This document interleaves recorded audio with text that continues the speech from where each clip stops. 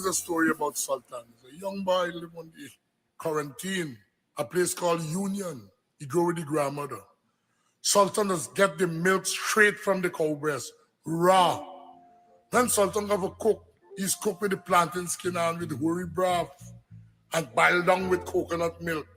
So Sultan be really strong. Hey Sultan, buy you nice boy. Hey Sultan, buy them guys over here, joke out the feel sweet boy.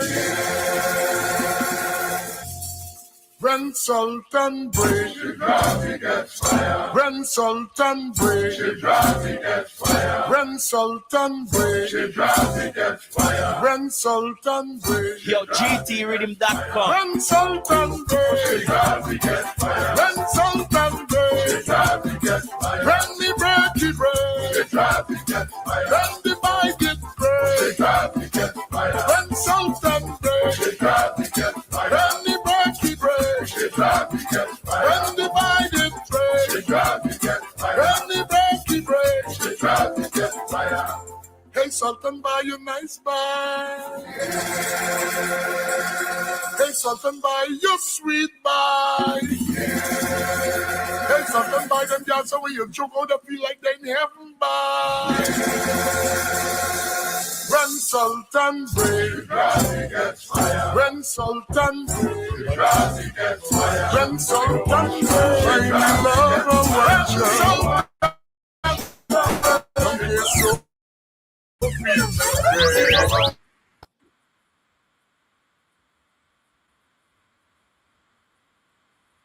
When Sultan break, I love a watcher.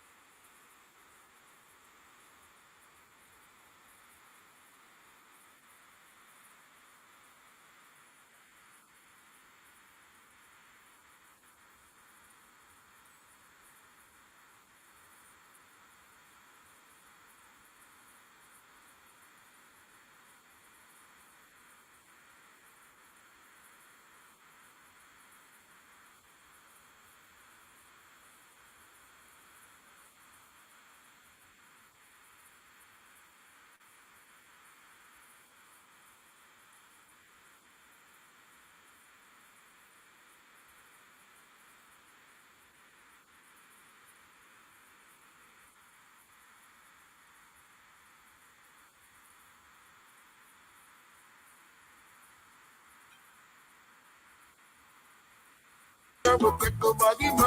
What's God for she big as the man was the folks like a man. What's God for she big as the man. She big as the baby never take nobody man. What's God for she big as the man. Because the baby never take nobody man. You tell her you what you can do. From shop, you never what you can do. Oh, bartender, Suki, bartender.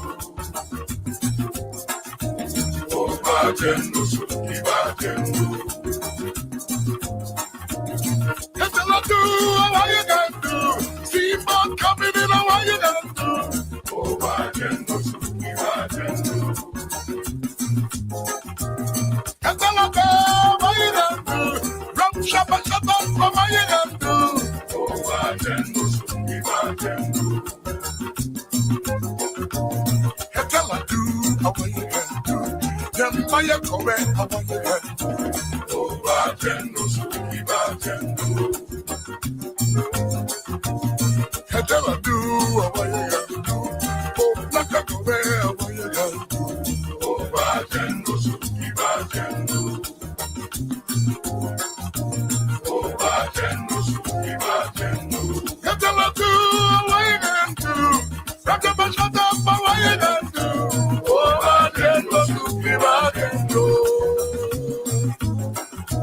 Oh, bartender, Suki, bartender. You tell her do what you can do. Run the shop and shut up for what you can do. Oh, bartender, Suki, bartender. You tell her do what you can do. See what I come and what you can do. Oh, bartender, Suki, bartender. I tell her do what you can do. Run the shop and shut up for what you can do.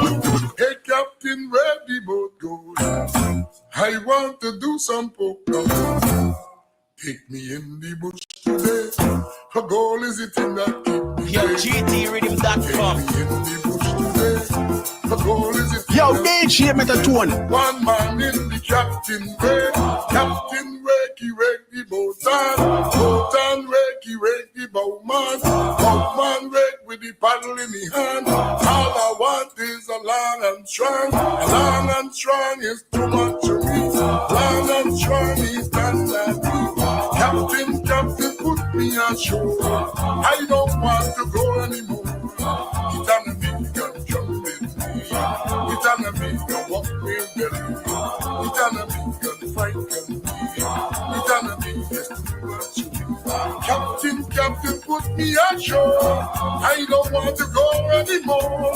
It's on the big gun, fight gun. It's on the big gun, too much to me. It's on the big gun, jump with me.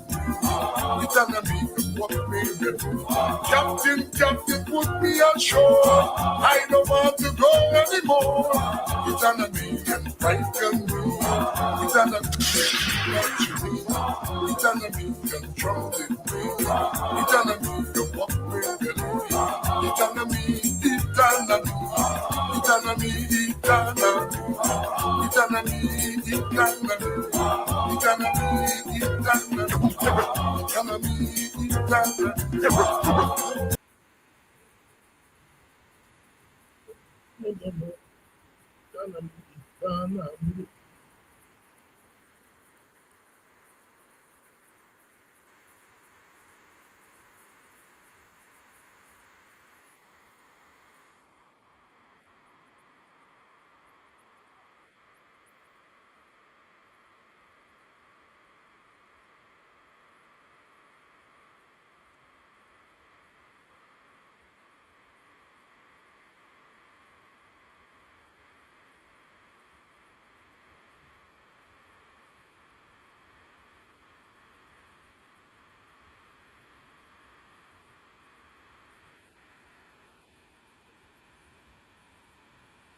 Anami Sesson. Mama. A very good evening to you, our own Yoruba singers there, giving us some kwekwe music, kakale. Those of you from the countryside, No, we say kakali. Kwekwe. One of the African rituals that is unique to Guyana. You know, the village movement is unique to Guyana. They were similar movements, but not in the same magnitude. And Kwekwe, in the African diaspora, survived in Guyana. You know, in Africa, they would have these things going on for a whole month. They would start the rite of passage, you know, to initiate people into marriage.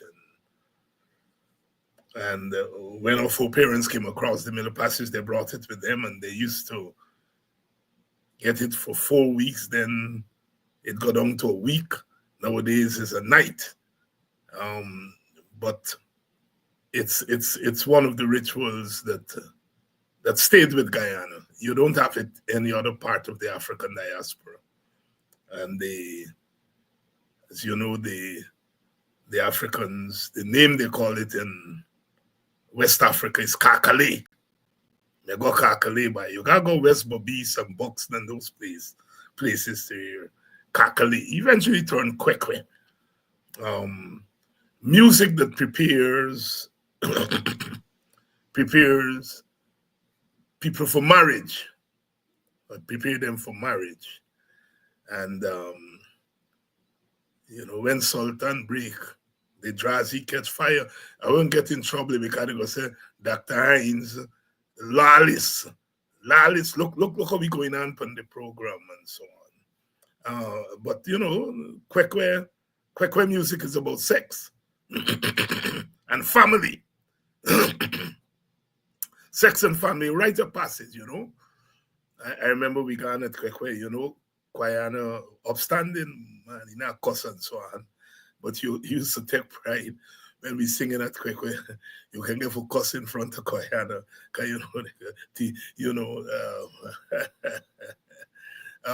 but you know, they still do Kwekwe in the countryside. They still do it. It's people saying, "Oh God, them young people, they don't get time with them kind of music. They don't get time with Kwekwe." Well, it's not true. It's simply not true. You know, they may add to the lyrics. You know, they may add to the lyrics. You know, and their own language, their own language. You know, we long time when you know it said.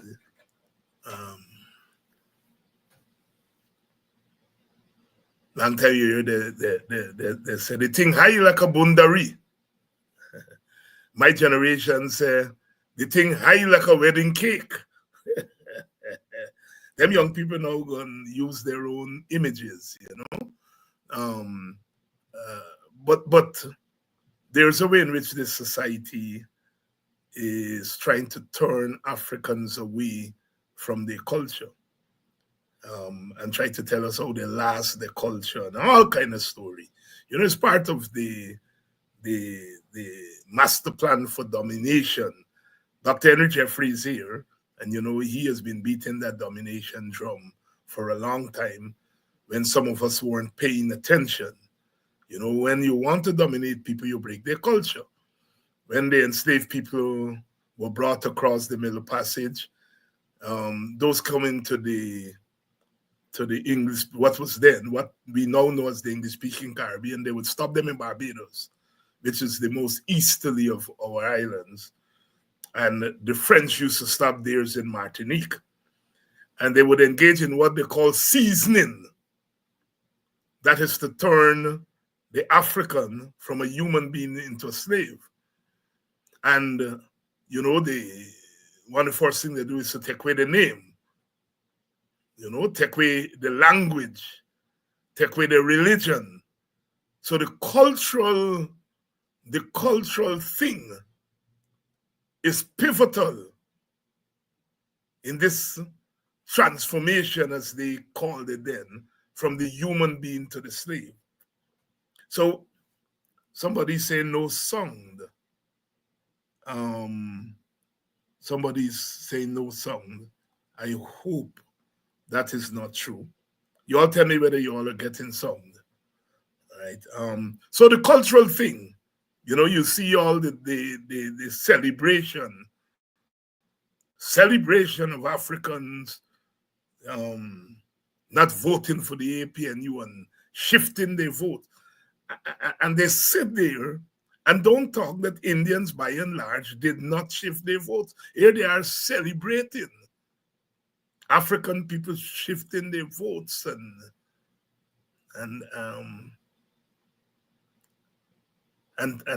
going on about African perfect song. African people, African Guyanese rejecting their leaders and all of that stuff, It's part of the domination thing and making heavy weather of the fact that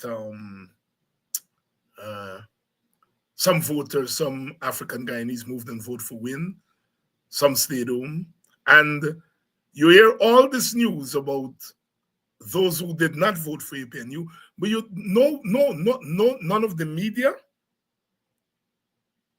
none of the analysts, that 77,000 people voted for APNU.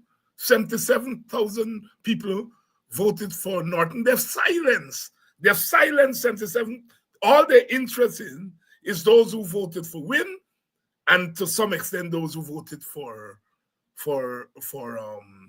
those who stayed home. And they've silenced 77,000, mostly Africans, who voted for APNU and Norton. You all don't take it lightly, These people are serious. In order to deal with their domination, in order to advance their domination, and in order to say that the PNC dead and black leaders dead, they have to silence 77,000 people. You open the newspapers. They're not interested in 77,000 people. Don't talk about them. They talk about 12 seats. And they want to tell the APNU who those 12 seats must go to. They vote for the APNU, but they silence 77,000 people because those 77,000 people upset the narrative. The narrative is that black people done with their leaders, they're done with PNC. Bye-bye. And they've silenced 77,000. I'll have more to say about that. A good evening to all of you where you're joining us from. Dr. Jeffrey's here, and you all have been calling for him to come and give his perspective. He had a lot to say before the election, and clearly he has had time, as most of us have had, about 4 weeks to try to figure out. Some people, after 4 days, they came to conclusions, put up, done. Serious people take time to sift through this stuff that is happening here. But you all bear that in mind. What they've done is silence 77,000 people in order to advance their narratives. I guess most of you would have seen that interview that I did with the two young people. I played the second part here last Friday. And I understand they have about 75,000 views. 75,000 people have viewed that that interview. 77,000 people vote for us. 75,000 viewed part one, and I think about 40-something thousand viewed part two. And lots of discussion, especially from young people.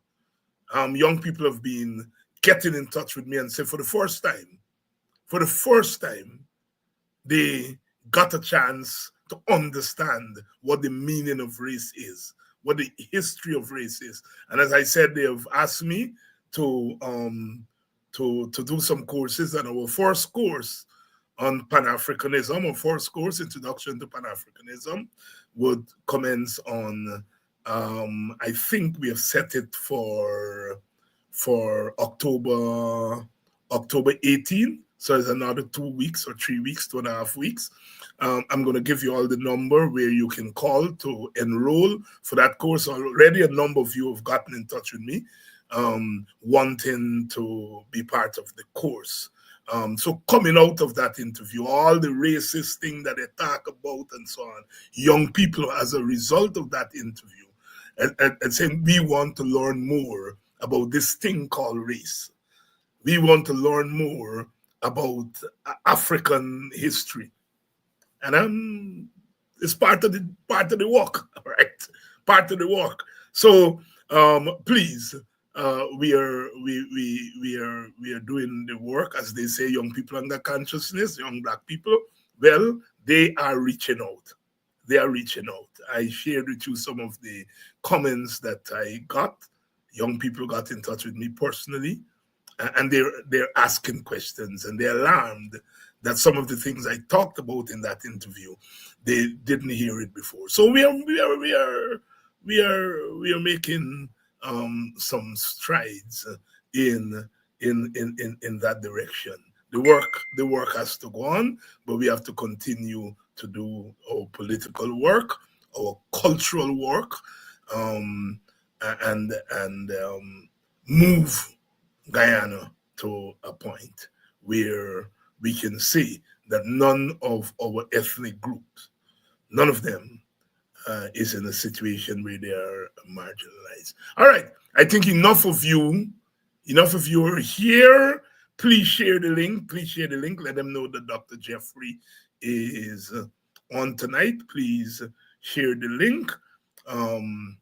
That interview, the interview that I did with the two young people, like I said, it has gone viral. They tell me that over 75,000 people have viewed it. Those of you who have not viewed the interview can go back and view it, you know, because it nails the lie that people are not listening. Beautiful column by a young lady, Janelle Prasad, who obviously is East Indian. And she wrote a column in Kaito News on the weekend, and that also is gaining a lot of traction on social media, because it comes from an Indian woman, and a young Indian woman too. And it's sending some of the Indian supremacists crazy. How dare a young woman take David Hines seriously? All right, I think we are ready for Dr. Jeffrey. That's Dr. Henry Jeffrey. Good evening, my brother. Good evening, David, and good evening to your audience also. You know, Dr. Jeffrey, tonight we want to start to dig into the outcome of the 2025 election. And I say start because there's a lot of stuff there, as the young academics say, a lot of stuff to unpack. So we're not going to get it all done in one night. But I want to take you back. I want to take you back to an address you gave when you mounted the APNU stage as a guest speaker at Plaisance. And you made a presentation that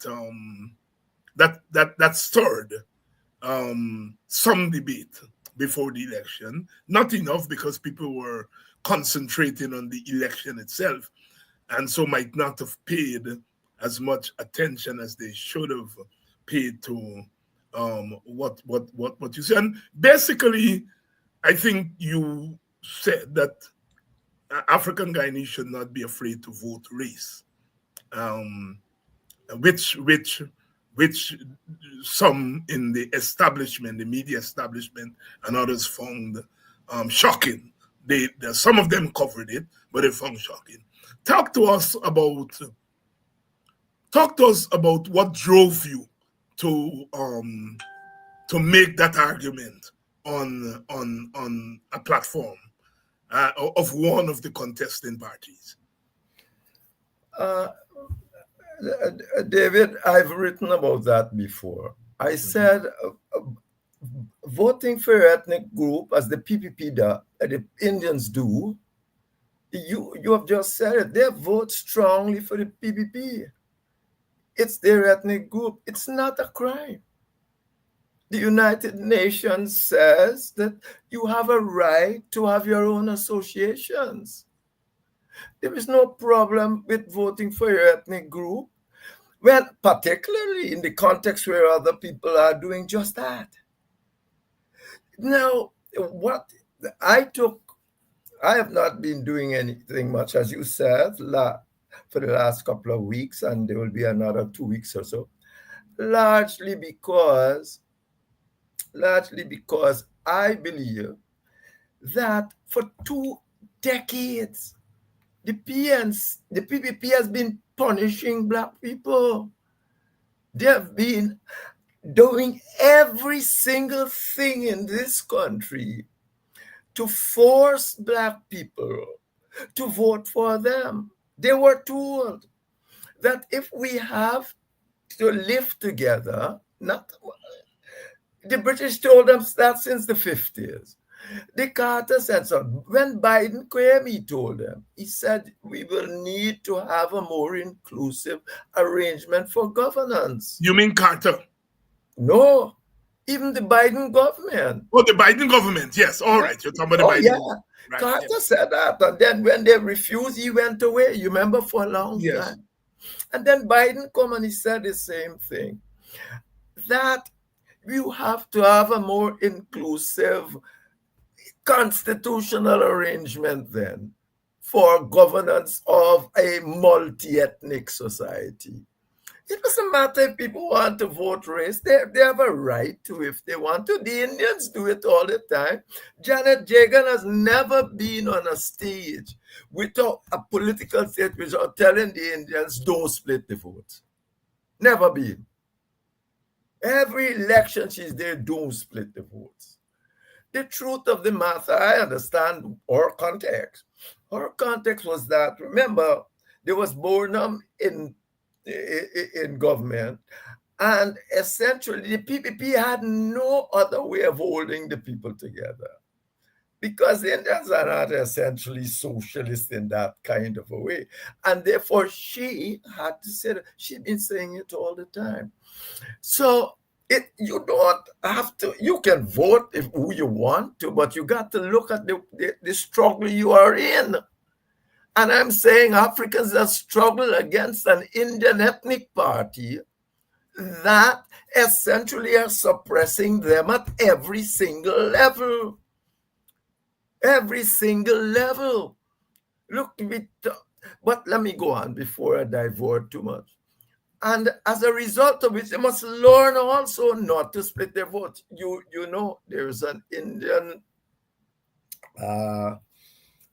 lady that comes on the program. You know, she says, "I'll you vote away from y'all own people, but we loyal." Yeah. It's nice looking girl. She comes and says, "We loyal, we always voting." How you think that loyalty was built? How you think it was built? Because they imbued in the Indian population. Burnham is wicked, and Burnham, and by association, most of the Black people in them are wicked. So they are loyal to the PPP. So I have no problem with people voting for the race. There is absolutely nothing wrong with you voting for your race. Nothing whatsoever. But once people are, or for the region you want to live in, or anything else. But once we understand that, you have to have constitutional arrangement to put that in place, to see that everyone has a fair share. Look at Suriname. The Joka and them voting for the race all the time. They're voting for the race. But in Suriname, if anyone wants to be a president, he has to get what? 66% of the population. It's not anybody can force you not to, or to vote or not to vote for your race. That's fine. But even in the American Constitution, when they had all those problems with the states, what they had to do, they had to give each state two Senate seats. The smallest state got 2 Senate seats. When you got a place like California with umpteen million voters got 2 Senate seats, you have to take those things into consideration. So it's just nonsense. It's just more propaganda and stupidity and total ignorance to tell people they can't vote for the race if they want to. If you want to vote for your race, vote for your race, particularly when you are in a contestation with those who are doing so. It is nonsensical. And that's why perhaps I don't like traveling, so I've not been on any travel. But recently I took a couple of days off and went abroad. Because what I was pleased about this election, the PPP spent 20 years. They destroyed the Linden Pension Fund. They put the only all-weather track in Lenora. Who puts that all-weather athletic track in Lenora? Please. They suspend collective bargaining so that they can do what they like with public servants' wages, and they suppressed it. They have done everything in the last one to impoverish black people. And you know why? They did it essentially to force you to vote for them. And the last election, they failed miserably. And when I saw the result from Linden, I said, look at this. All this crap they did, and they only get, you were going to get a red wave in England, you remember? Yes. PPP only get 1,000 votes more. One. With all of what they've done, they've destroyed the People Pension Fund, they've done all that. And if it's one place you can go to say there's a domination of Africans there, right? So you can make that more or less thing. You are Amerindian and so on. PPP had 1,000 votes more. That's why when I saw that they put on the thing that they got 9,000 votes in Linden, I said, how can I have made that mistake? But, Jacob says it was an error, but they wanted to be left there. Because if you had just go there as a cursory onlooker, you'd have said, they did well in Linden. But it's 1,000. They get 3,000 last year. They get 4,000. And that's why Shama Solomon says, we're not concerned. You remember he said it today in the press? Yes. That PPP and do nothing in Linden to make us too worried about the PPP and so on. But that's where Linden is one of the most kind of, what I would say not revolutionary, but they wouldn't take crap even from the PNC. But they did not vote for the PPP because they understood quite clearly. And if you come down to Region 4 and places like that and do a simple, like per capita thing of how many votes the PPP get from Africans, you'll find they didn't get much. We ain't got it. But that's another story altogether. There's another story. And then I said, I can take leave now. I can go and sit down because black people did not fall for the pressure that the PPP, they have impoverished them. They have do all kind of things to them, and they did not fall for it. And I said, I can go to leave now. We're going to come back and talk about dominance. And but the importance of this for the PPP, they're lucky. The global situation have changed somewhat because all of this they've done to demonstrate that if they do X, if they do Y, they can get Africans to vote for them. It's something like what's happening in Israel. It's something precisely like what's happening in Israel, but at a lesser level. The Israelis have a right to a place of their own, but so too are the Palestinians. And a two-state solution seemed that like the only answer to this. But the Jews are saying, we don't want no two-state solution. What do they want? They want to dominate the Palestinians forever. Because if any one-state solution would have to give Israel some kind of oversee of the Palestinian situation, or they wouldn't be satisfied. And that is an important issue. So I am saying to you, it's the same thing. So I said, I can go and leave now, because the PPP, with all they have done, has not been able to suppress the African people. They did not vote for them. I think I said that in my last article. I understand the win thing too, because I think it's not ordinary what people are saying. Remember in my last article, I wrote a man on the 22nd of July or of August, 21st. I said, why is the village vice supporting Win? Yeah. I mean, why is the village vice supporting Win? Of course, village vice does right for refuse to publish the article. I don't care that nobody pays me for these things. I mean, David used to pay me, but they come abroad. But people don't just do what they like to be like. So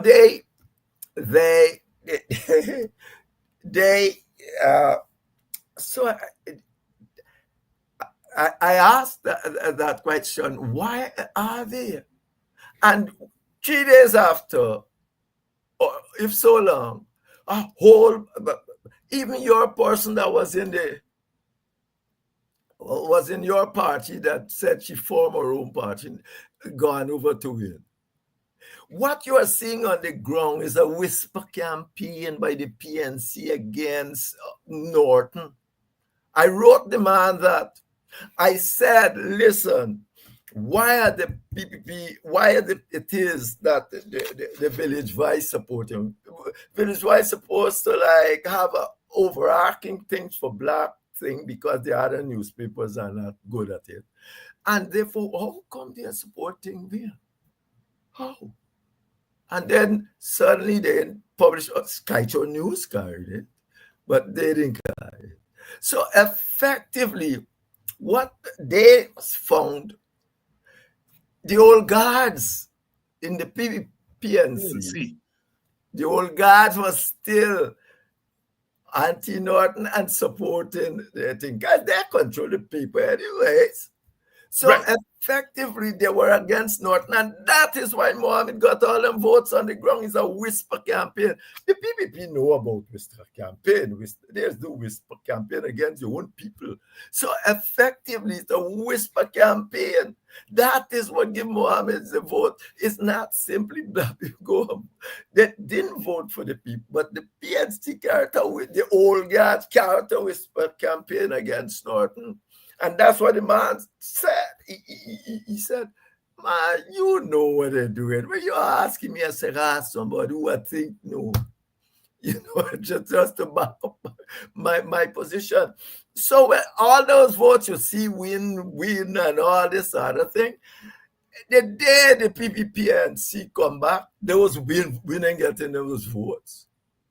The problem, that's not even suggestive of any change in the system, because that is what the PNC guards good, and they're good at it. So that's not even suggestive of any particular change in the system. And in politics, to even start talking about changing the system, it got to happen about 3 elections. Yes. Yeah. So when they say it happened, particularly in the context of which it's happened, is nothing happened.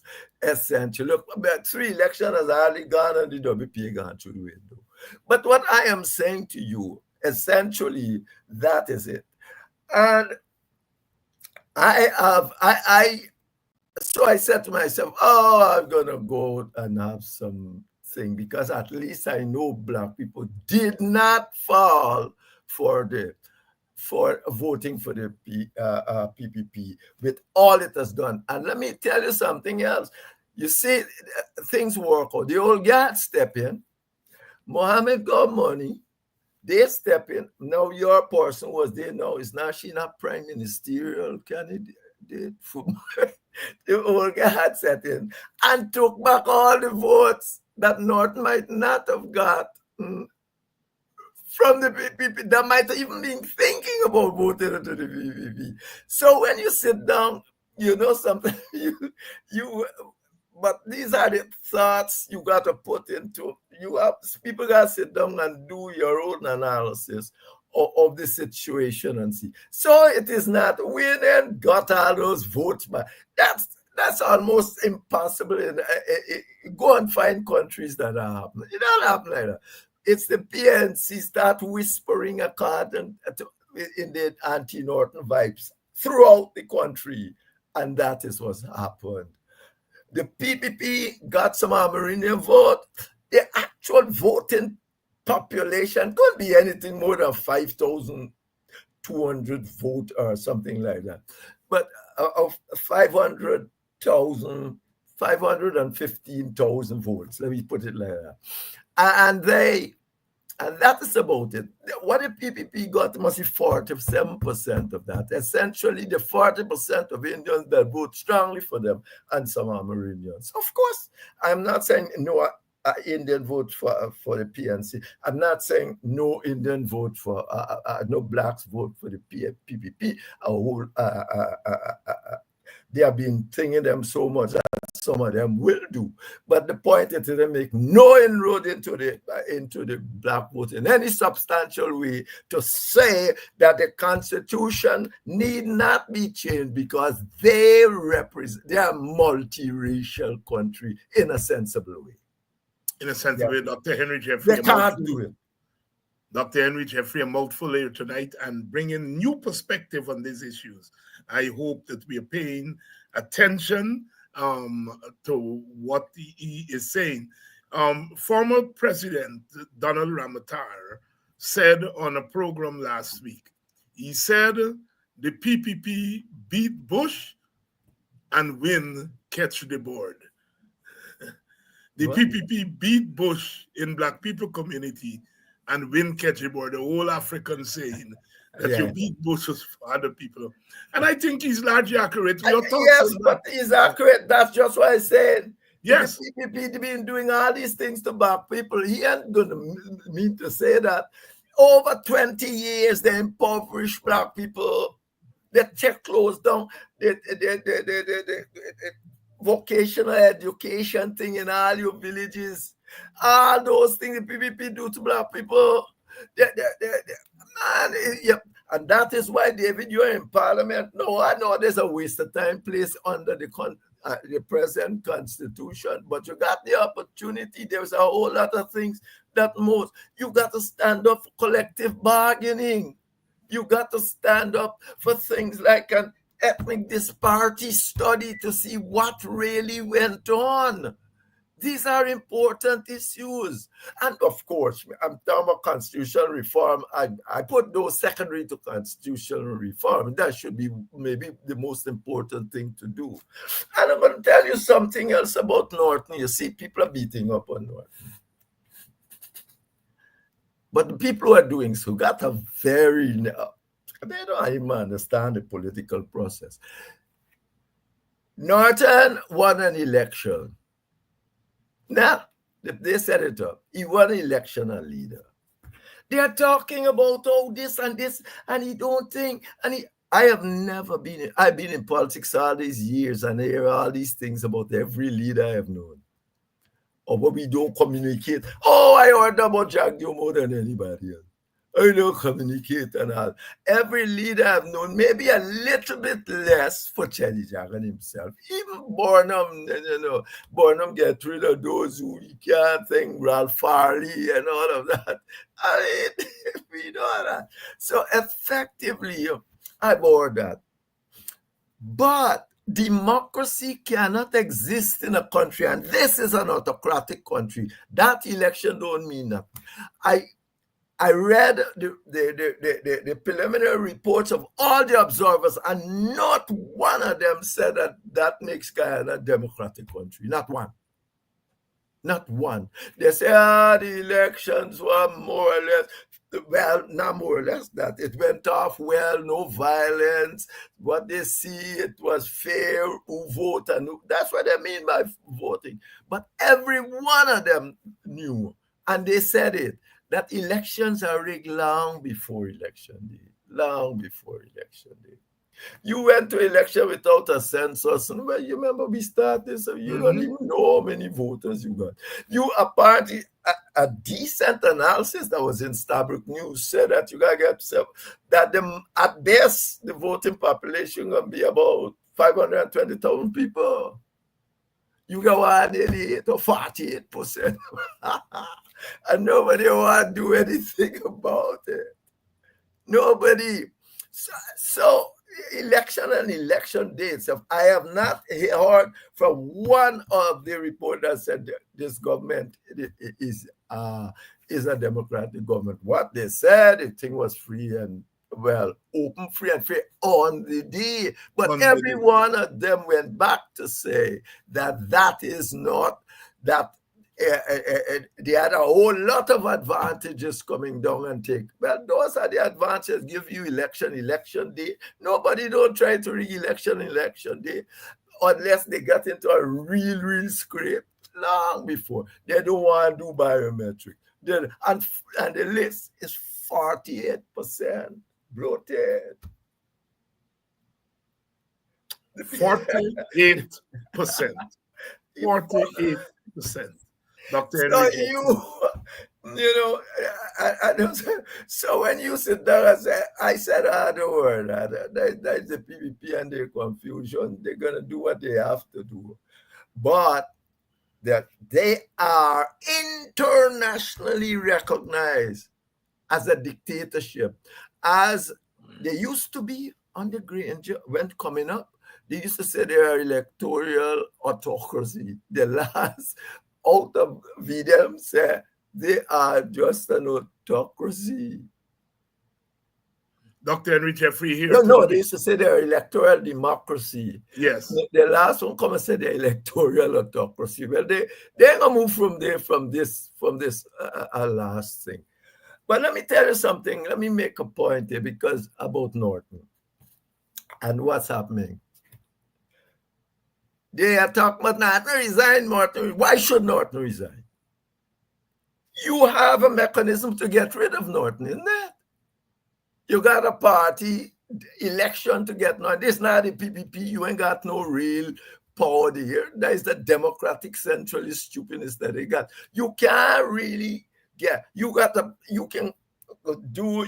call primaries. You can call primaries, and you have a democratic way of getting rid of Norton. If Norton is all this bad that you are saying, and I've heard what you're saying about Norton to almost every leader I've known, why you can get some people together, call an impromptu or whatsoever Congress and get rid of Norton. You have that. You don't show me one country. Or let me go back. I have written and said PNC is the most democratic political party in Guyana. Because you gotta leave the PPF. There is not any democracy. There is a communist nonsense. But the PNC is the most democratic party. Well, if Norton is all this bad and so on, you mean only you in the leadership know this? You can't get a Congress or something and vote Norton now? What do we have here? And there is no country that is a democracy, a stable democracy, that you have any democratic thing. All of them have to have internal elections. All of them have to have elections, democratic elections within the party. You can't talk about democracy in the country and don't want democracy in the party. You can't let a man go and win the election, go and tell you, oh, well, let me make a deal. Let me make a deal. Look what gonna happen. Why this man moved? electable than you. Well, bring you up now. Let you come and challenge me. I mean, and that is why Norton and Campbell got a big job ahead. They must make sure that the governance of the PNC just don't go back to an oligarchy. They must ensure and entrench elections and democracy in the PNC. Not sitting down there. I hope he understands that is why he's going. I know how he got there, because remember when he was the organizer of Carl Greenwich. Right. And remember when everybody said Carl Greenwich with the table turnover, and suddenly Recog said Carl Greenwich lose? Yes. I was then at Cool Square. I said, how can that table turnover Carl Greenwich lose? Well, that is some jiggery-poogery happened there. Because those who are at the top of this thing, they mouth a lot about democracy, but they really don't want it. They mouth it. And so Norton has a right to stay where he is. He has a right. Let them, if he's so bad, let them come struggling with him in a democratic struggle and remove him. He has a right to stay there, but they don't want that. So effectively, much of the things you read about in the press, you say, half of the people they're not too clear what it yeah. Anyway. Yeah. Let me ask you this, Henry, because and I want to follow up on your comments on Norton. What is the, from your standpoint, what's the underlying thing behind this anti-Norton thing? I mean, Norton is like any regular person you can approach. Let me take a drink by, let me gaff. So he's like any one of us. But what is the underlying socio political motivation behind this thing that people went to the point of ensuring that the APNU lost an election? I think I have been, but I have been told that he being bad after the Carl Greenwich thing. That all sort of thing got involved in like going and all sort. I don't know.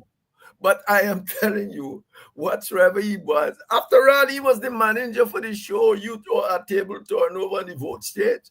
So he got, and I think it is that. I think that is part of it, maybe the major part of what occurred, but it does not matter. He's there. You want to move him, go do it democratically. You bring in all sorts of people from all sorts of places to say they can replace him. Let them come. Ask for emergency meeting of the Congress. Do whatever you have to do and remove him democratically. There is no country that has a stable democracy that don't have democracy in the party system. None.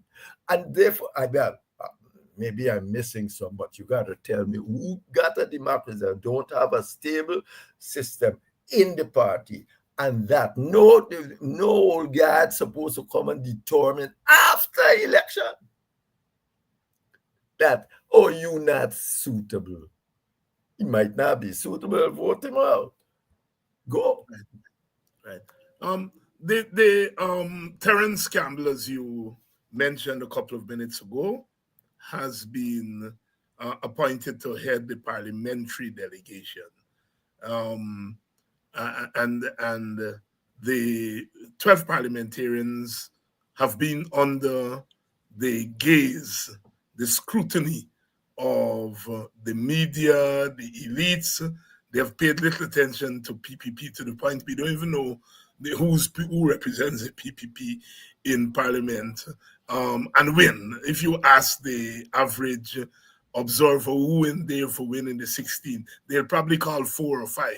But they can tell you the 12 that is representing the APN. You talk to us why the scrutiny is on the 12 And secondly, whether the APNU the parliamentarians can afford to treat their work as simply the traditional parliamentary thing. You go to parliament, you make your speech, and so on, and that's it. So it's a two-part question. Why the scrutiny on the APNU? And secondly, whether the APNU needs to treat the parliament not in a traditional way, but as a political platform that goes beyond parliament. First of all, let me say parliament is a political platform. That is what you do there, particularly a British type partner like us. It gives you all sort of access to press and things when you say it, and it is a political platform. Why they are treating things like that? Because they are into, essentially, for the first thing, it's a legitimate thing, because it's you seem to have lost your position as the opposition. So they will treat you like that. But they know too that this wasn't no real anything happened. They know that the PNC can get back tomorrow. They know it, and they know it will happen. They know it will happen. This Mohammed thing is a fly-by night. And they know that it will happen. So they will have people, look, people like Sharma, Solomon, people like yourself must come to realize too that having win there give you opportunity to make the parliament more radical. They can't say the PNC alone. And then we're going to see where wind's coming from. Then. Because you can make the parliament rule radical. When you get up and say, for instance, you got to get it through before. It's not like get up and say. But the point is, when you got to say, we want collective bargaining for the public, for all workers, but particularly for public service workers, what would then say? And we must have a struggle for it. It is not just saying so. We want IPADD to be recognized, and rightly so. What are they going to say? We want an ethnic disparity analysis, as they have already been placed on the table, to see what disparity exists in this country. Not so much how it come there. I know it come there. The PPP do it. But the point is, it's to see how we can change the dynamics of all this. Let me see where wind goes down, stand on all these things. And therefore, you have a better dynamic. You have a better chance now to radicalize the parliament, because it's not PNC alone there. They can't just point to black people alone being there. You can revolutionize you can radicalize the parliament, and then we will see where wind really coming from. Is Terence Campbell a good choice, given the kind of work that needs to be done as the APNU moves forward? I will say that he's one of the best choices you had. I will say that, because he's a bit neutral. He's dynamic kind of person too, and he's committed to the PNC's platform. You remember what happened? He was in Annog, you know. Yes, I remember he was in Annog with you all. Yes. Good. So I know him some, and therefore, and he has the understanding of he got what I would call a relatively deep understanding, not so much of the political process, but half of the political process is about managerial things. And no, if without anything, if they had said there was going to be a choice like that, which I said should be democratic, but I would have said Terence is the best person. Terence Campbell here, getting the nod from Dr. Henry Jeffrey. Our first interview since the election, 4 weeks have passed, and I thought that as a student of politics and an observer, someone like Dr. Jeffrey would take some time and digest what has happened, and I was not wrong. As he said, he took a vacation, and here he is bringing his own unique analysis to what has happened. Dr. Jeffrey, we talked extensively before the election about the AFC and its gamble in trying to get the presidential candidacy and the other things that come with that.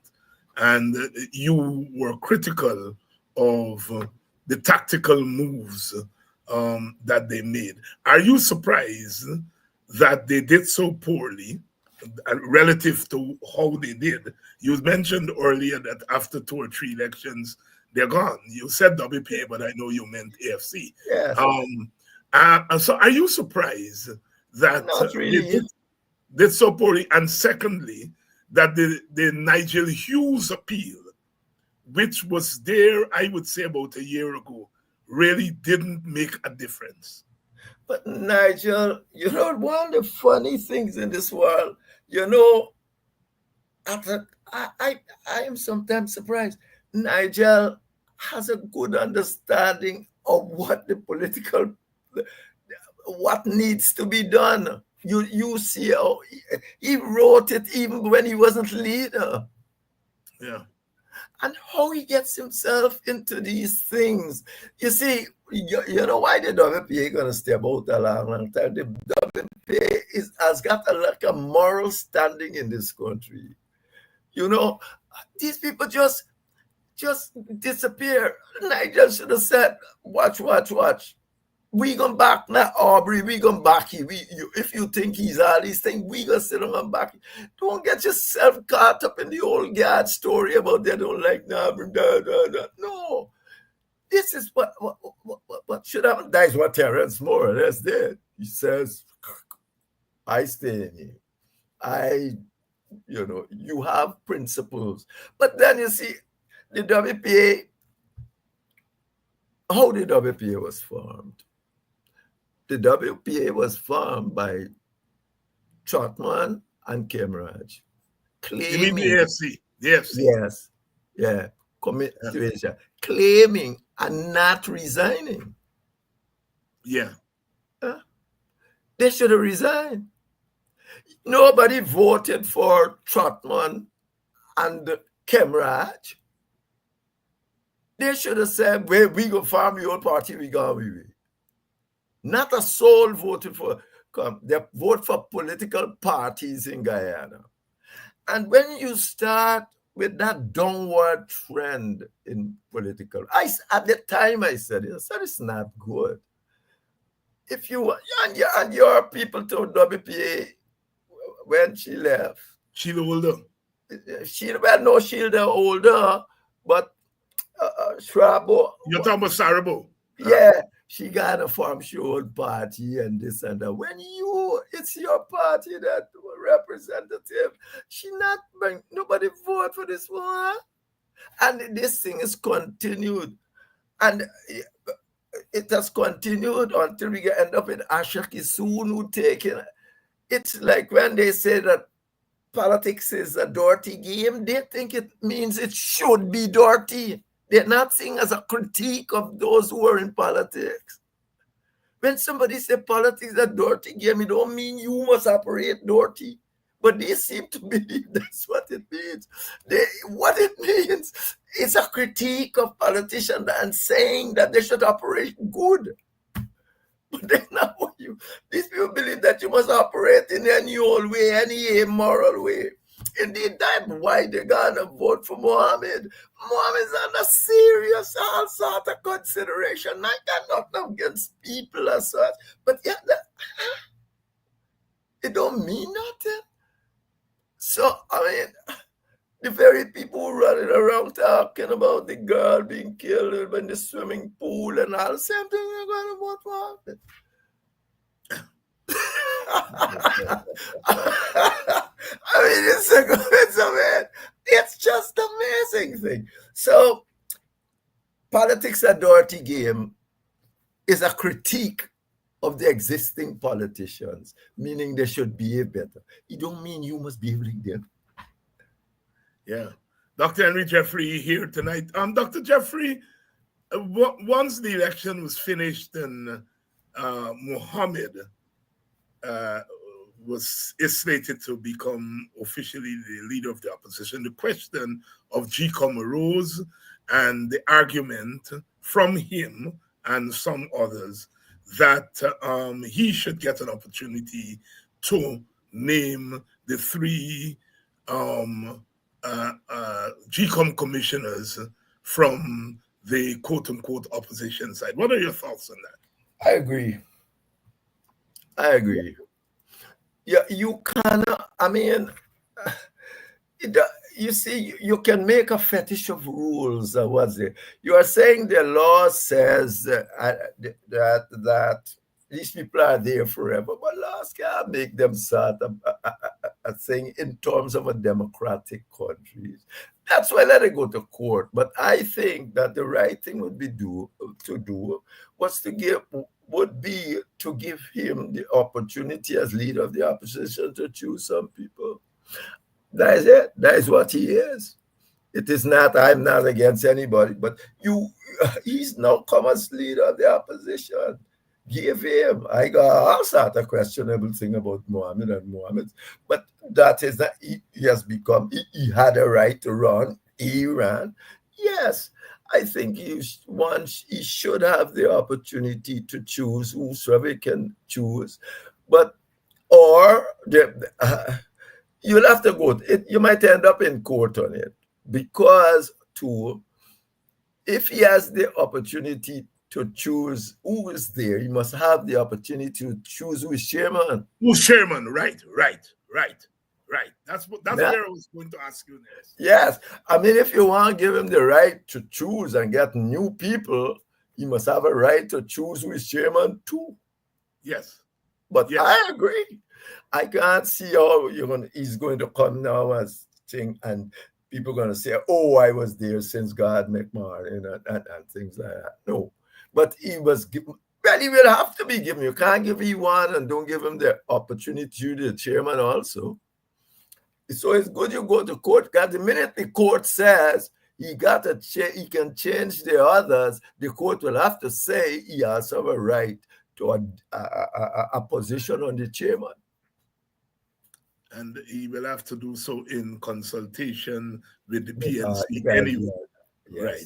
He will have to do so in consultation. So Dr. Henry Jeffrey here tonight, we're talking about the election, and we are now 4 weeks out of the election, giving us enough time to really digest somewhat what happened. Usually when these things happen, especially when you have something that is not normal happens, you want to try to get behind all the noise. And as Dr. Jeffrey has said here tonight, there's been no change in ethnic voting patterns. The PPP Indians voting. Dr. Jeffrey, why the Indian youth did not swarm to the Mohammed phenomenon? Especially when you took into consideration that a few months ago when he came on the road, he seemed to, at that time, to have attracted some large crowds in the Indian community. Talk to us why Indian people, and especially the Indian youth, did not go to him in the same way as Africans did. Because they got enough sense to see that a vote for Mohammed might well end up a vote for the PNC. Mm-hmm. That is what they've been brought up to understand must not happen. And of course, your little term in office in 2015 to 2020 didn't help that much. So effectively, that was the thing. Why? I mean, I couldn't see if the people in power and I'm an Indian person, why not vote for the PPP? the PPP suppressing black people, not suppressing them. And there are always some Indians going to vote because they got a higher moral, they got different notions of right and wrong and all of that. And for the most part, they're going to be middle class Indians that can afford that kind of thing. But no, I am not surprised that they vote like on block for the PPP. And that's why at that little meeting, I went to tell black people, don't split the votes. I know by then it was a last call, but you got to tell them, don't split, because the other side not splitting any votes. That's right. That's right. That's right. And even then, I said the black people must be the most liberal people in the whole universe. It's a fact. Don't matter where you go, you got black people voting for other people and black people, as John Rex said, black people are not superiority racist, they're defensively racist. They are defensive. If you come against them, they're coming against you. But they don't sit down and say, I'm better than you, and therefore I have to get anything more than you and all that, and you can't do this. No. Black people are not that. Professor John Rex himself. I think I said that in the meeting. Yeah. Yeah, well, you did sociology and thing too, so you must run into Rex. But so it's black people are not racist in the terms of think they're superior. Lots of them think they can do a lot of more superior things than people, but they don't think that is a reason. Indeed, if it's so superior, why you are being racist against people? That's right. That's right. I mean, it don't make no sense. Some people are not racist. They think they are superior with people. I began by saying, look, black people run all over the world and have an athletic medal. In Guyana, they take the athletic state and put it to where? Lenora. Yeah. I mean, come on. You need more proof of a sense of suppression and there are many other things. Jeffrey, talk to us. I mean, if you've laid out an analysis of what happened, and I think a lot of us who have been paying keen attention would have to agree with your observations. But is there something that the APNU could have done differently to have at least altered the migration of some of those votes? Some of those votes, the APNU, who's the APNU? The old guard or the new guard? It's two APNU you end up. There you go. All right. Good. The old guards could have done what they should have done in the first place. They don't like Norton, mobilize their forces and vote him out. Good. If you can't vote him out, sit down. When election time comes, sit down and let mobilize about him, around him, and try to make the best of the election. After that, we go vote him out. That's what you need to do. If he's as bad as they say, you will get rid of him. But you can't do it the way they are trying to do it. Mm-hmm. Democracy says Norton. And you are bringing, I said, no, all right, democracy, you say, yeah. But we sit down in our wisdom and we don't think you are electable. And so we put a man that's more electable. You put some people are electable and get votes at all. Dr. Henry Jeffrey here tonight. We've been going for the last hour and a quarter. And we still have a lot. We still have a lot to unpack on these elections. We're looking at the numbers. And last week I did make that point that the PPP didn't win this election in the way that they're trying to make it. Dr. Jeffrey. They know that too. Here tonight. And we are going to continue. Obviously, it upset people over the other side because they have this narrative that the PPP won this election and should be congratulated and so forth. When you hear the kind of money that they spend, Dr. Jeffrey, take for example, I think it was the not the Carter Center, the Commonwealth said that 92% of the coverage on NCN went to PPP. 92% of the political electoral coverage on the NCN, 92%, and this is not me. This is the Carter Center said. I mean, that's stunning. It's quite clear. But David, the PPP had no intention of running free and fair election. They know that what they were doing would make the elections not free and fair, because free and fair election not demonstrated on the day of voting. So even if I hold a gun to your head far apart and tell you vote for me, and all of us go and vote for you, there is free and fair election. The affair is not done on the day. It is done with all those things you talk about there. You use not only that, you're bribing people, you got people harassment at work to wear red jersey. I wrote on that. A young lady, a relative come and be sitting down drinking, and he looked bad. I said, "What happened to you, man?" He tell me the story. He said, "Man, my niece come home crying." I said, "Why?" He said she was told she got put on red jersey and go by the PPP. Yeah.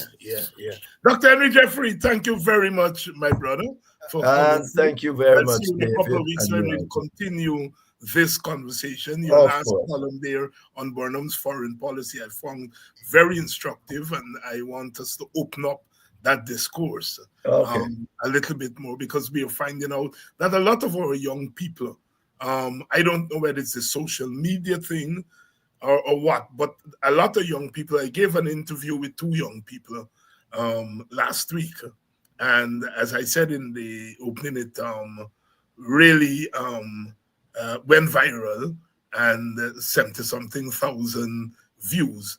And a lot of young people got in touch with me personally and really express almost disgust that the gap in the knowledge, the popular knowledge base is there, that they simply didn't understand the definition of racism and definition of race, and that we take it for granted. And they urge me to do some teaching in a more structured way, which has led me to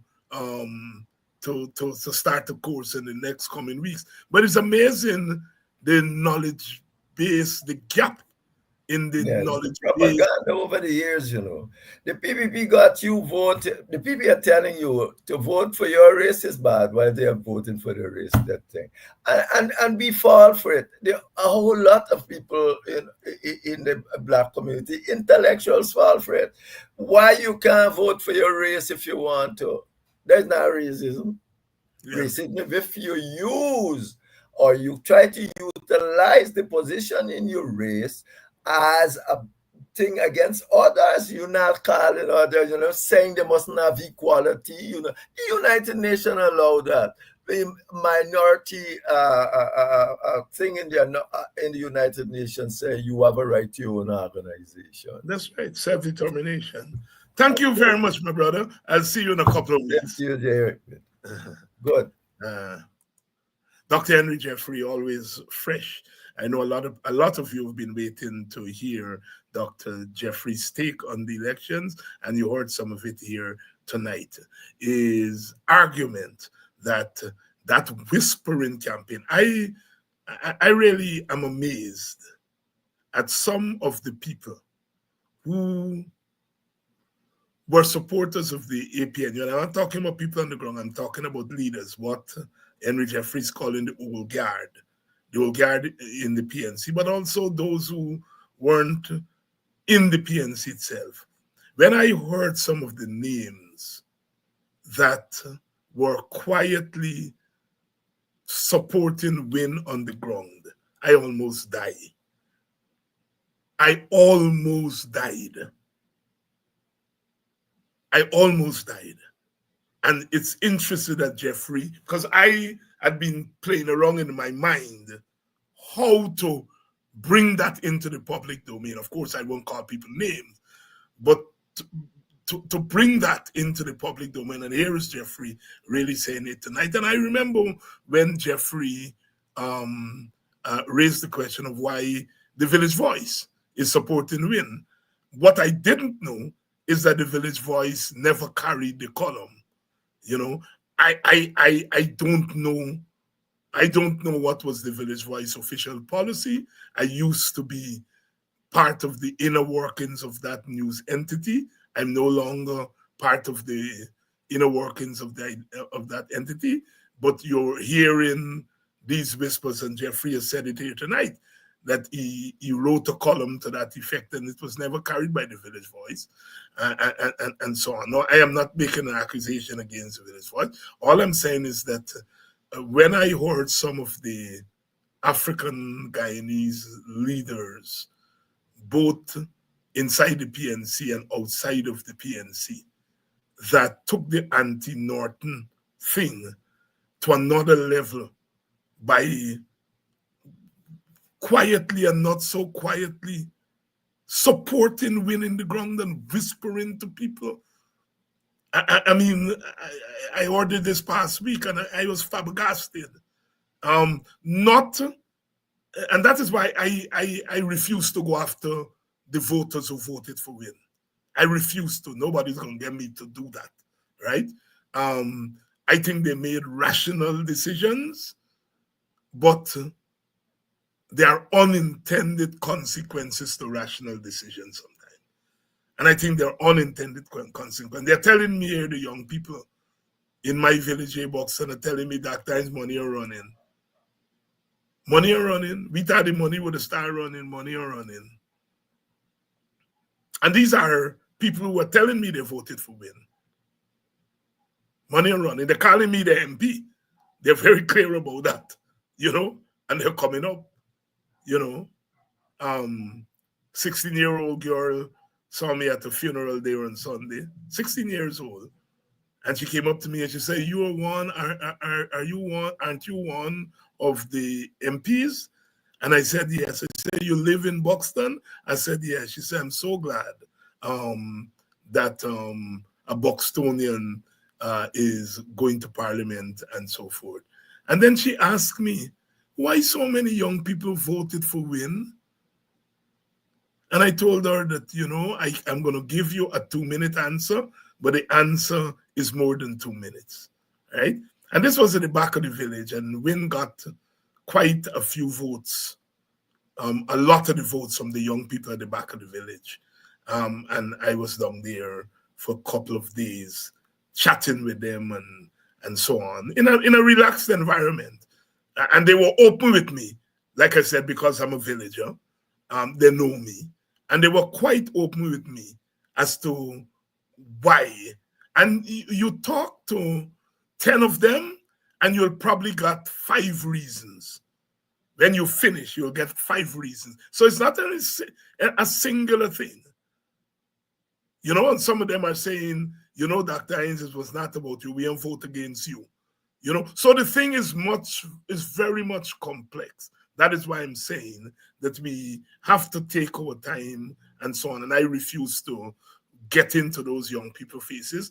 I know the frustrations of those of us who are APNU and work our butts off, and those 77,000 who voted for us, which include quite a lot of young people. And I can understand the frustration. One of my friends in Boxing Up to this morning, we were hanging out, and he was abusing me, you know, because he was saying that, look, you know, Dr. Hines, you move around the village, and, you know, anybody asks you for something, you whether they're young or old or so on, you make sure that the thing, and some of them are Win. And you know, it was one of those mornings of frustration, and he abused me up and things. The next day, you're going to tell me, I'm sure tomorrow, if we meet up, you're going to say, "Boy, we can't give up this thing." So I know the emotions that came with what happened on September 4th. But as I am arguing, I don't believe that there was anything fundamental that drove those mainly young people, but to vote for Win. And I think that we can regroup the community. People are saying you must regroup the party, and you mean in the PNC. And I don't have a problem with that, but I think what needs to be regrouped is our community. And I think we have to recognize that and deal with it as a matter of urgency. I think it's clear to our young people that, contrary to what they may have thought, the Indian young people and the Indian community remain firm. Remain firm. And secondly, the fact that they thought their vote for win would have removed the PPP, it didn't happen. And I think there is a lot of introspection that is going on. Young people have their way of doing things. I teach them. I've taught young people for 30 odd years. And so I have a sense of the way in which they do their self-analysis, you know, and so forth. We have to continue to do the work, and we make them uncomfortable.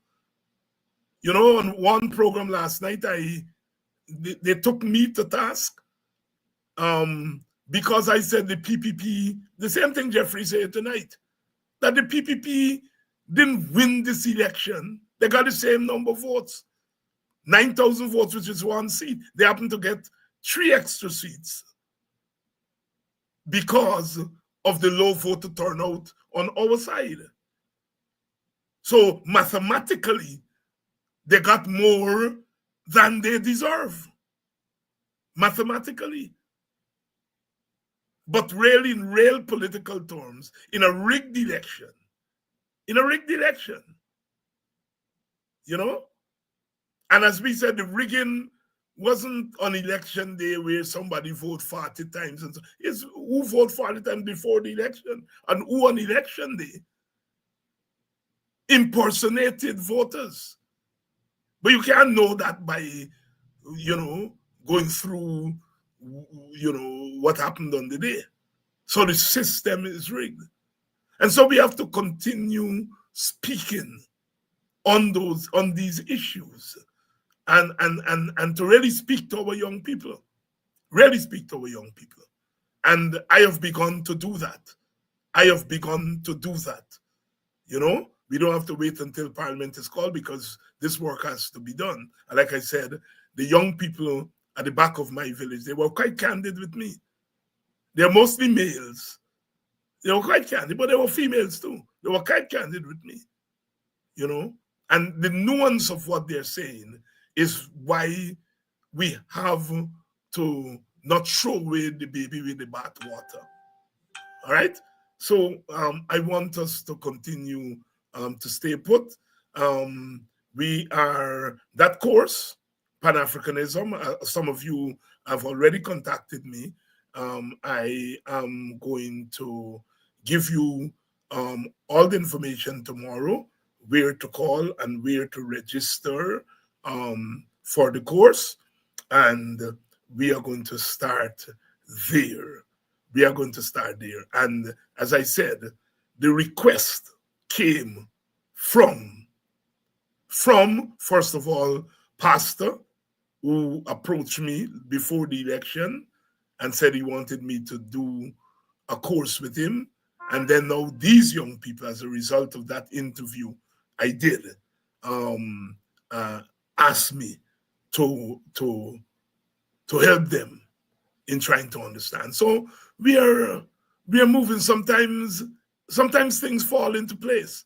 As I said, I was reluctant to do the interview because I didn't want to offend the young people. I understand that there are some young Africans in particular,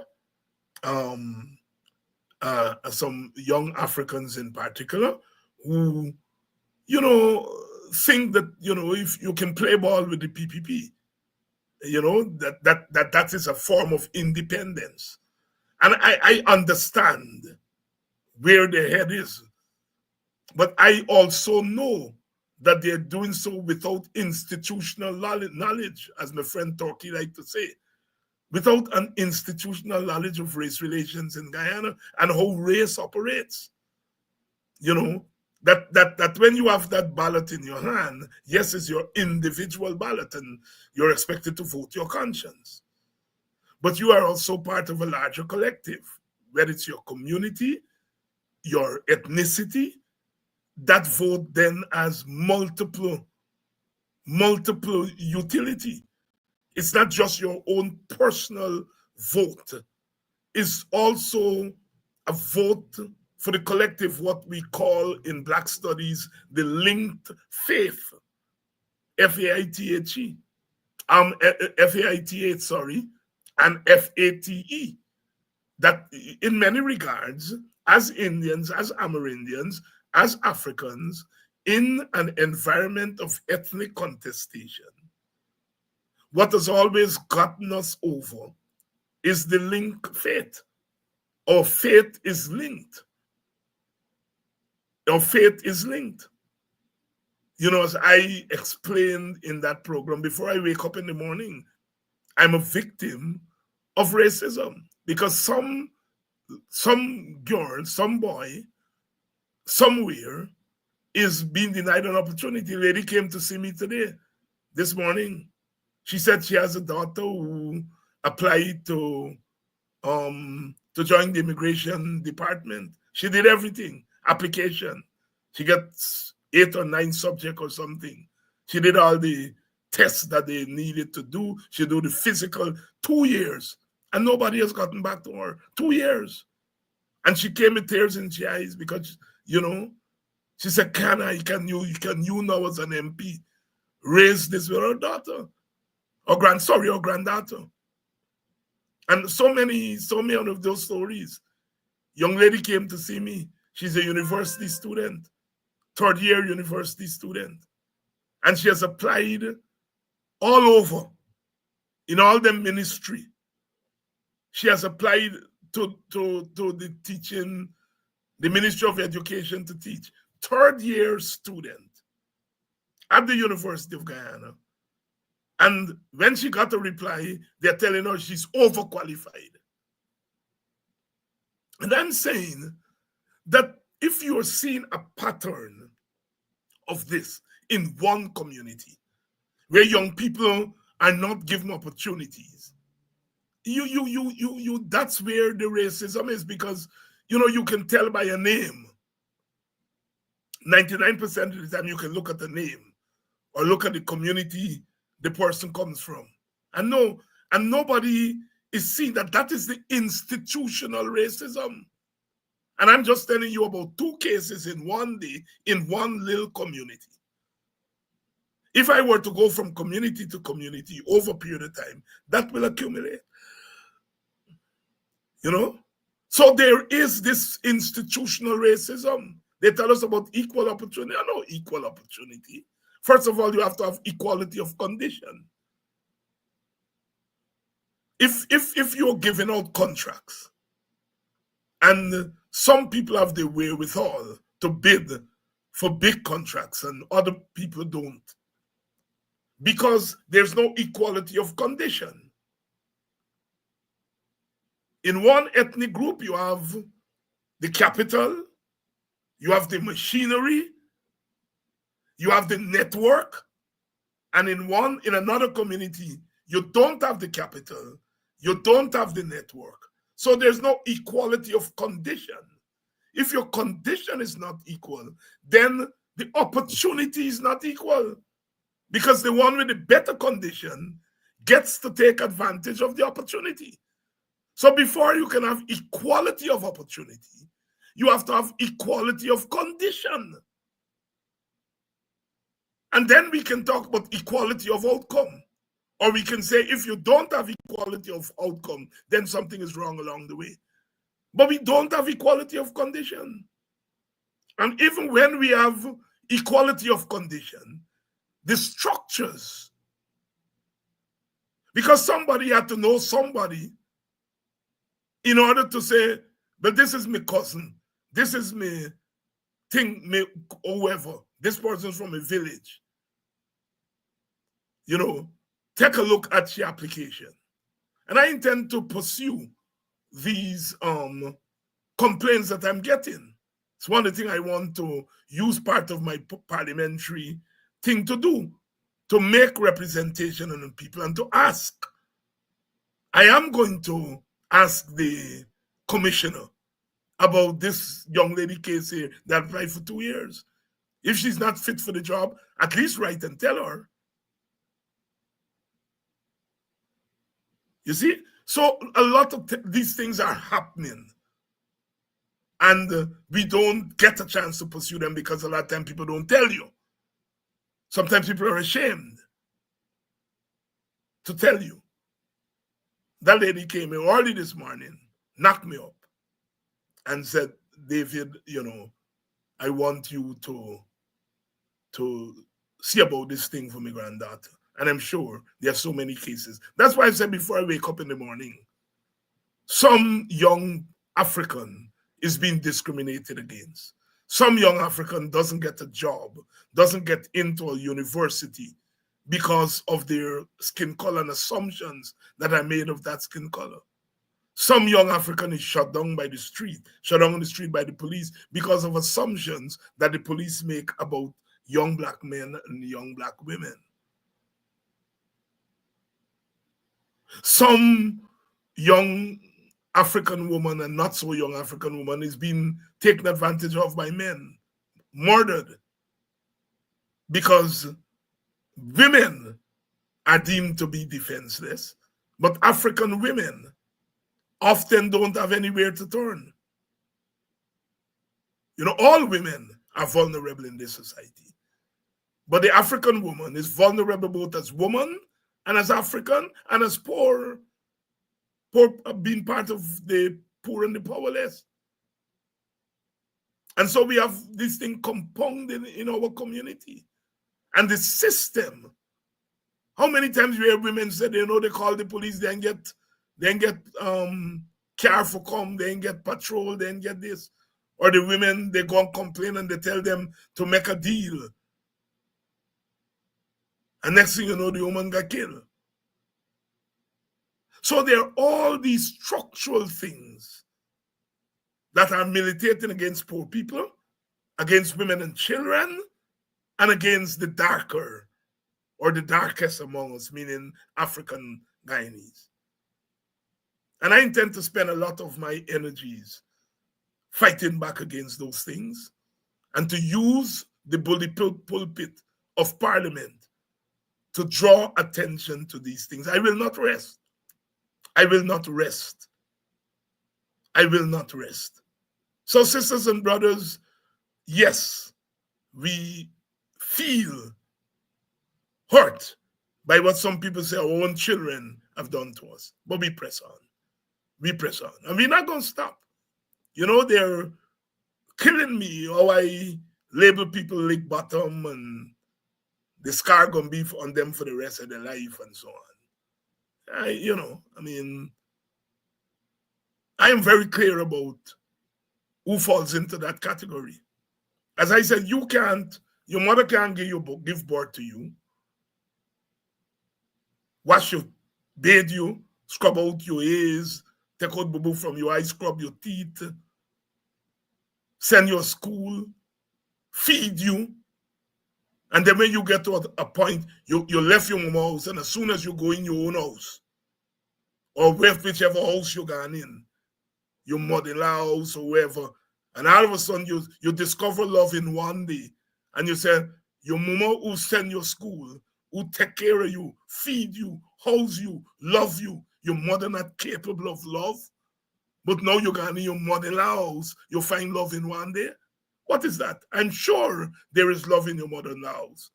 But to then deny that there is love in your own house is what is the height of self-hate, or what we popularly call the lick bottom. It's the height of it. You are essentializing black people to say we are not capable of love. You mother, because it's the black community that give birth to you. And you sit there at the highest level, they put a crown on your head, call you MP, call you this.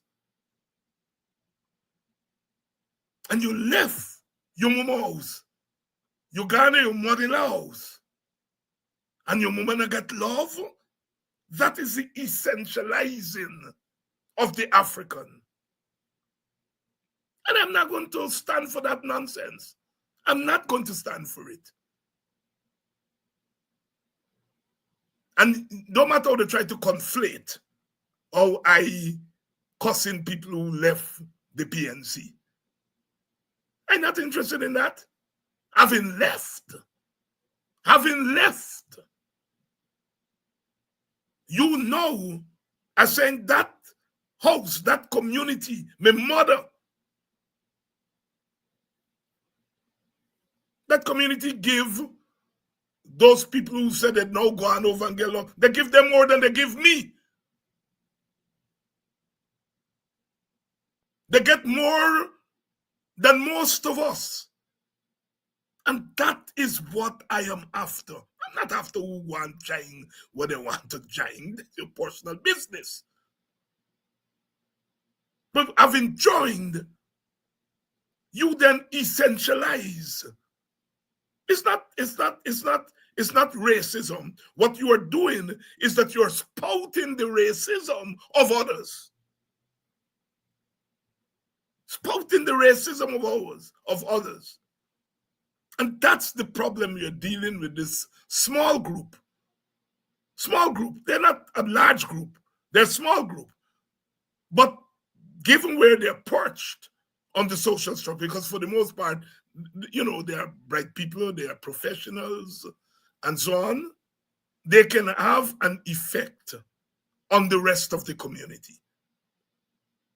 And so when we label them that, it's really to separate the sheep from the goat. And as I said, those people remain my brothers and my sisters, you know. And David Hines don't like black people in the PPP. I never hear Robeson Ben grovel and behave like a LB. He doesn't have to. He doesn't have to. When I talk about LB, I know who they are, and you all know who they are, and they know themselves. And it has always been a phenomenon in our community, in this time in Guyana. If I were the PPP, I would ask them, what you all bring? What did you all really bring me thing? But the PPP knows very well. They just need them to help to do the undermining. When the dust is settled and the positions are thing. One named Ruel Johnson, he writes all kind of nonsense about me. Whenever he is wrong, I would contact him privately and tell him he's wrong. And I'm not going to get into any public spat with Ruel Johnson for a couple of reasons. One, when they fired me and Lincoln Lewis from the Chronicle, Ruel Johnson was one of those who resigned in protest. I noticed he recently said that when the Kaieteur News fired me and Lincoln, he advised them to do it. So he has a mixed record, but he stood up for people like me at one time, and I'm always grateful to people who stick their neck out for me and for us. So I'm not going to get into any public spat with Ruel. That's one of the reasons, because he stood up for me. And second, with all due respect, I have absolutely nothing to gain from a public spat with Ruel. Ruel probably got more to gain from a public spat with me. And forgive me if I sound a little bit elitist here. I have nothing to gain from a public spat with Ruel. Ruel has more to gain from a public spat with me.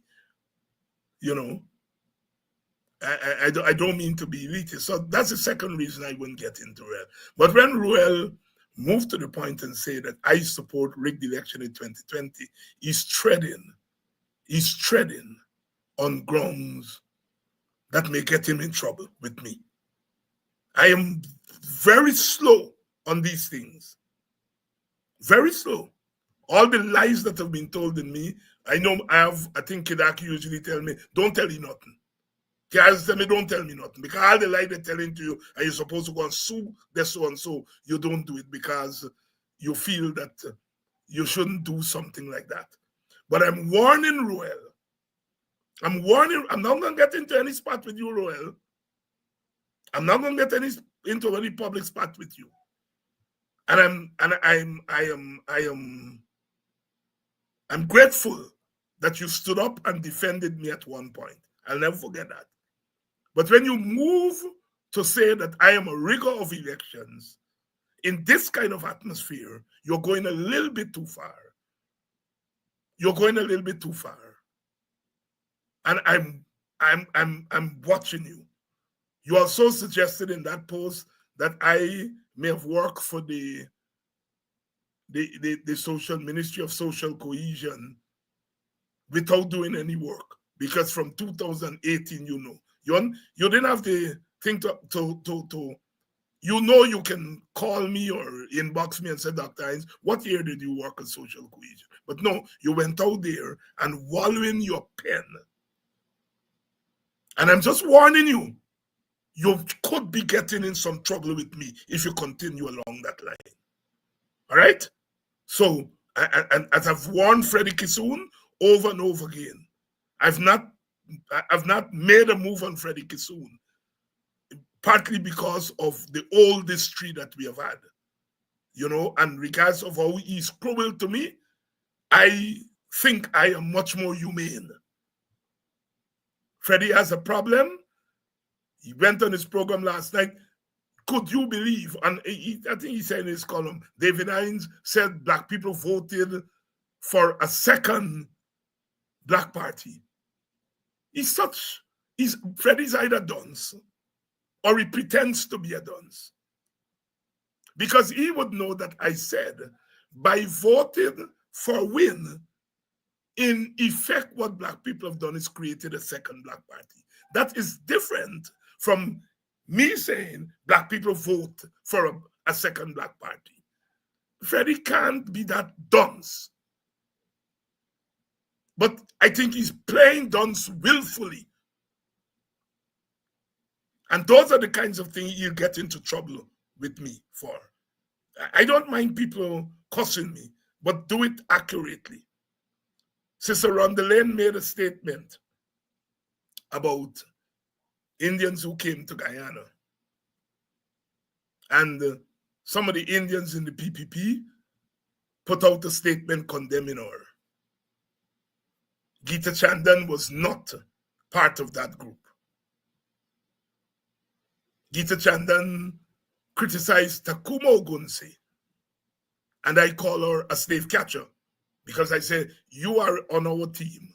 The other side is shackling a man, and you are condemning that man. You're a slave catcher. Freddie Kissoon for years say Rhonda made a statement, and David Hines called Gita criticized Rhonda, and I call Gita a slave catcher. Gita went on Freddie's program and said, Mr. Kissoon, I did not sign a statement. That is not why David Hines called me a slave catcher.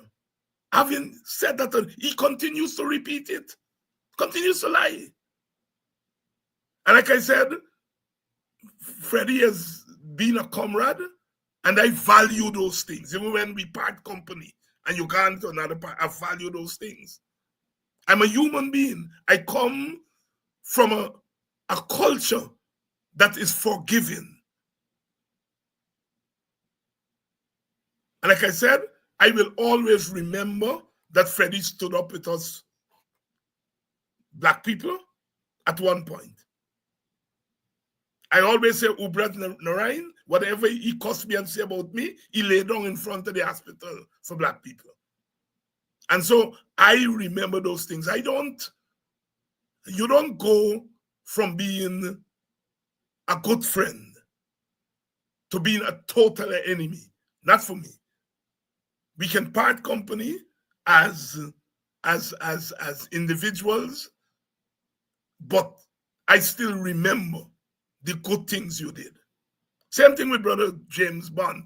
I noticed he called me a hypocrite because he said that I call other people lick bottom, but I ain't called Tabitha Sarbo Ali a lick bottom.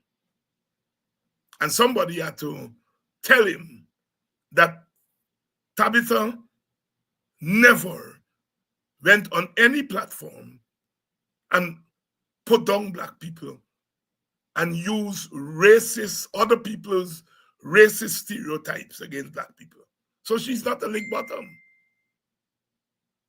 And he said that I'm a hypocrite. Again, I give James a pass. I give James a pass. All right? But if people are going to go to the point of libel, and they do it over and over again, as Ruel is now gone, he's now venturing into,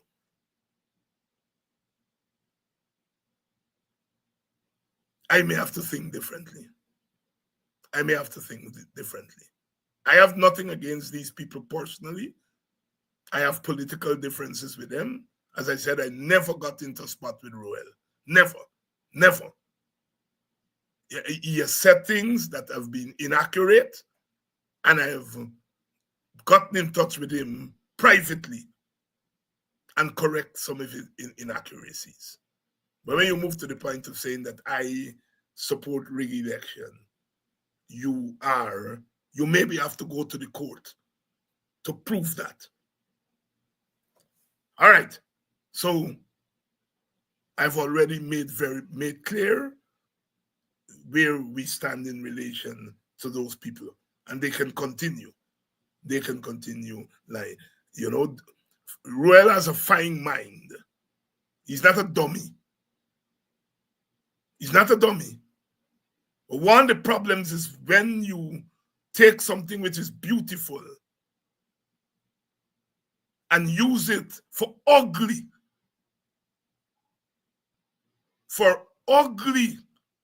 things, that's when you get in trouble. He has a beautiful mind, Ruel, one of the best writers we have.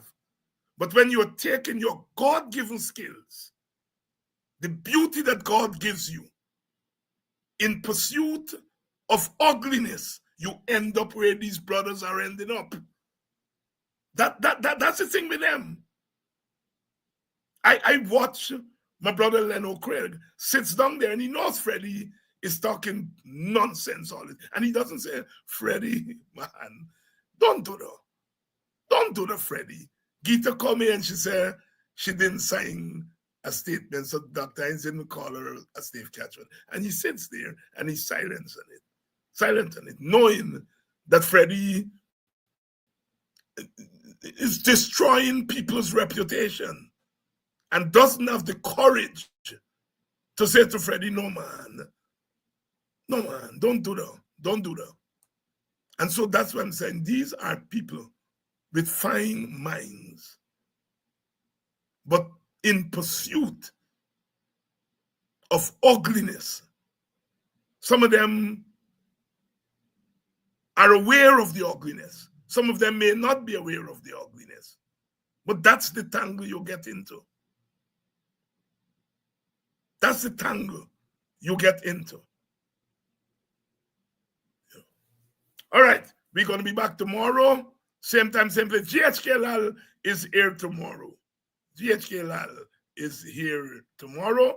And you're going to get all the information that you all need to enroll for our first course, An Introduction to Pan-Africanism.